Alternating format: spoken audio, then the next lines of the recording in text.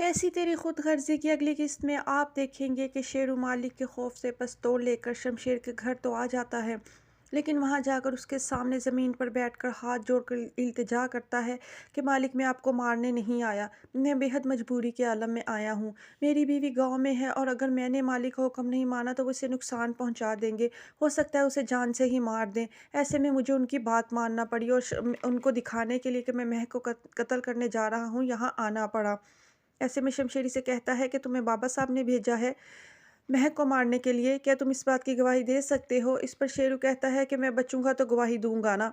ایسے میں پولیس والے شمشیر کے گھر میں داخل ہونے کی کوشش کرتے ہیں تاکہ وہ دیکھ سکیں کہ شیرو نے ابھی تک مہک کو مارا ہے یا نہیں مارا۔ شمشیر معاملے کی نزاکت کو سمجھ جاتا ہے اور وہ شیرو سے کہتے ہیں کہ یہ پستول اپنے پاس رکھو، تم اپنی حفاظت کرو اور یہاں سے چھپ چھپا کر بھاگ جاؤ۔ لہٰذا شیرو ایسا ہی کرے گا، وہ پولیس والوں کے ہاتھ سے اپنی جان بچا کر نکل جائے گا۔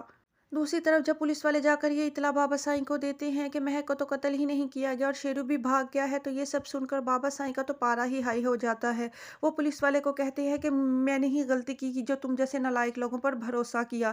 تمہارے لیے بہتر یہی ہے کہ شیرو کو ڈھونڈو، وہ جہاں پر بھی ہے اسے اس کے انجام پر پہنچاؤ۔ اگر تم نے ایسا نہ کیا تو میں تمہاری پوسٹنگ ایسی جگہ کرواؤں گا جہاں سے اگر تم مر گئے تو تمہاری لاش لانے والا بھی کوئی نہیں ہوگا۔ وہ پولیس والے کو خوب دھمکاتے ہیں، پولیس والا بے حد خوف زدہ ہو جاتا ہے اور ان کو کہتا ہے کہ بس اس دفعہ کا موقع میں ضائع نہیں کروں گا اور شمشیرو کو آپ کے قدموں میں پھینک کر ہی دم لوں گا۔ دوسری طرف شمشیر اس بات سے بے حد دل برداشتہ ہے کہ اس کے بابا جائی سائیں ابھی بھی مہک کے پیچھے ہاتھ دھو کر پڑے ہوئے ہیں۔ وہ بہت دکھی اور غمزدہ ہوتا ہے، مگر مہک اس کے پاس آتی ہے، اس کو کہتی ہے کہ مجھے آپ پر بے حد بھروسہ ہے شمشیر، میں اس بات پر یقین کر چکی ہوں کہ جب تک آپ میرے ساتھ ہیں میرا کوئی بال بھی بیکار نہیں کر سکتا، لہٰذا آپ پریشان مت ہوں۔ اس کے یوں تسلی دینے سے شمشیر کو بہت زیادہ اطمینان ہوتا ہے اور یوں مہک اور شمشیر کے درمیان جو بال برابر بھی دوری ہوتی ہے وہ خان صاحبزادہ دلاور کی اس حرکت کی وجہ سے مکمل طور پر ختم ہو جاتی ہے۔ دوسری طرف احسن اور ندا کے درمیان ناراضگی چل رہی ہے۔ ندا تیار ہو کر یونیفارم میں کھڑی ہوتی ہے مگر احسن اس کو نظر انداز کر کے چلا جاتا ہے اور وہاں آفس میں جا کر اس کی ملاقات مہک سے ہوتی ہے تو وہ مہک سے بات چیت کی کوشش کرتا ہے مگر مہک اس کو غصے میں جواب دیتی ہے اور کہتی ہے کہ مجھ سے بات کرنے کی کوشش مت کیا کرو احسن، مجھ سے دور رہا کرو، مجھے تمہارے اور ندا کے کسی معاملے میں کوئی دلچسپی نہیں ہے۔ احسن اس کو کہنے کی کوشش کرتا ہے کہ وہ ندا کو سمجھائے گا اور اس نے اس کے ساتھ غلط کیا ہے، مگر مہک کہہ دیتی ہے کہ مجھے تم دونوں کے بیچ میں بالکل نہیں آنا اور تمہاری کوئی بات نہیں سننی۔